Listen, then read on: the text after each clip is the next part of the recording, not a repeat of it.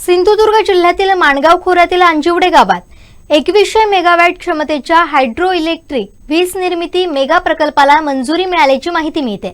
140 हेक्टरवर क्षेत्रात हा प्रकल्प होणार असल्याचं समजतंय। Adani green energy private limited कंपनीला मिळालेला हा प्रकल्प पंप स्टोरेजच्या प्रकारातील आहे। यासाठी वाशी गावच्या माथ्यावर असलेल्या पाटगाव धरणाचं पाणी 2 मोठ्या पंपांद्वारे अंजिवडेतील वाशी या गावात उभारल्या जाणाऱ्या धरणात सोडण्यात येणार असल्याचं कळतंय।